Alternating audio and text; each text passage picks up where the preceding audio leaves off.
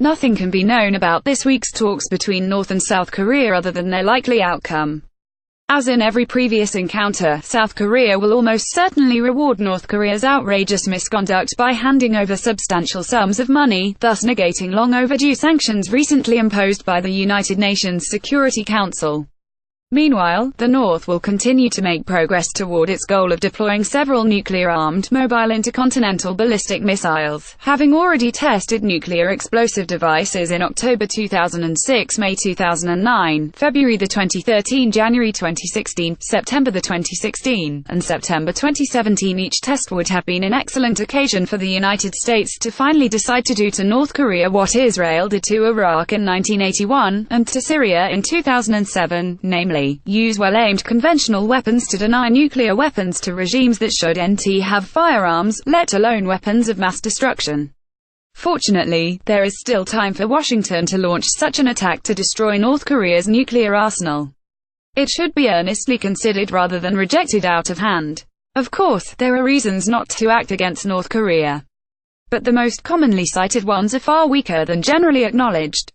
One mistaken reason to avoid attacking North Korea is the fear of direct retaliation. The U.S. intelligence community has reportedly claimed that North Korea already has ballistic missiles with nuclear warheads that can reach as far as the United States. But this is almost certainly an exaggeration, or rather an anticipation of a future that could still be averted by prompt action.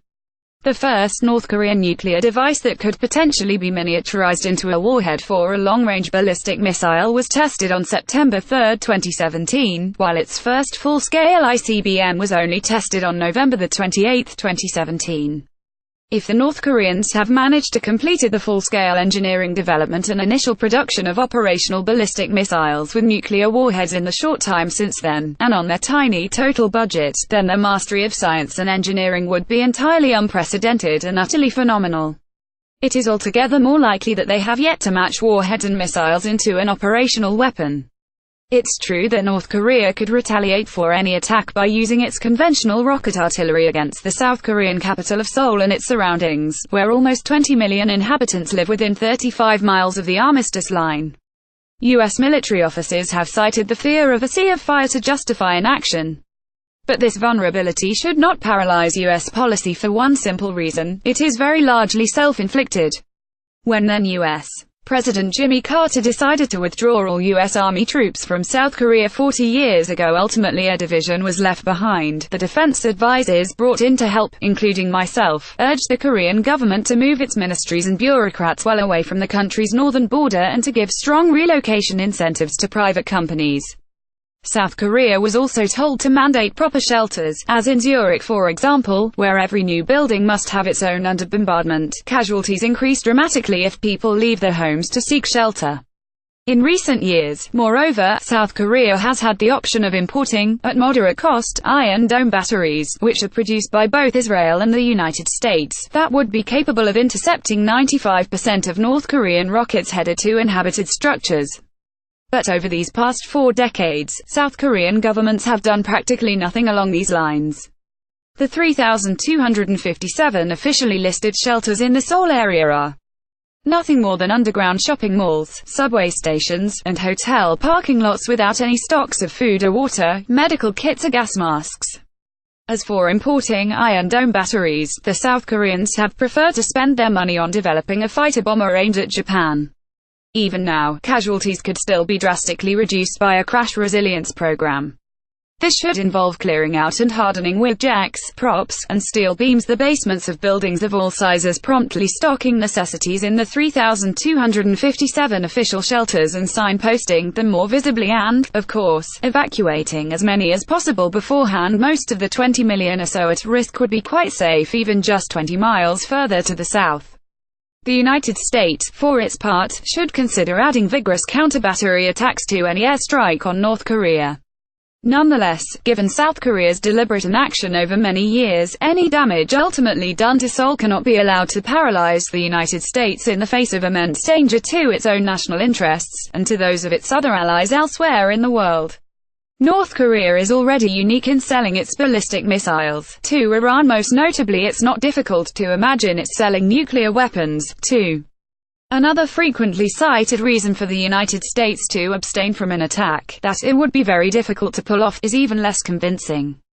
The claim is that destroying North Korean nuclear facilities would require many thousands of bombing sorties. But all North Korean nuclear facilities, the known, the probable, and the possible, almost certainly add up to less than 3 dozen installations, most of them quite small. Under no reasonable military plan would destroying those facilities demand thousands of airstrikes. Unfortunately, this would not be the first time that U.S. military planning proved unreasonable.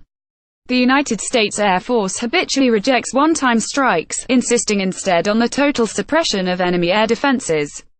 This is a peculiar conceit whereby every single air defense radar surface-to-air missile, airstrip, and combat aircraft in a given country must be bombed to destruction to safeguard U.S. pilots from any danger, instead of just bombing the targets that actually matter. Given that North Korea's radars, missiles, and aircraft are badly outdated, with their antique electronics long since countermeasured, the Air Force's requirements are nothing but an excuse for inaction. Yes, a more limited air attack might miss a wheelbarrow or two, but North Korea has no nuclear warhead mobile missile launchers to miss, not yet. Perhaps the only good reason to hesitate before ordering an attack on North Korea is China. But that's not because Beijing would intervene against the United States. The notion that China is North Korea's all-around protector is badly out of date. Yes, the Chinese do not want to see North Korea disappear with U.S. troops moving up to the Yalu River and China's border. But President Xi Jinping's support for maximum economic sanctions, including a de facto blockade of oil imports, a classic act of war, amounts to a change of sides when it comes to North Korean nuclear weapons. Anybody who believes China would act on North Korea's behalf in the event of an American attack against its nuclear installations has not been paying attention. But China's shift has surfaced a quite different reason for the United States not to bomb. While North Korea's acquisition of nuclear weapons is of course very dangerous, it does ensure its independence from Chinese influence.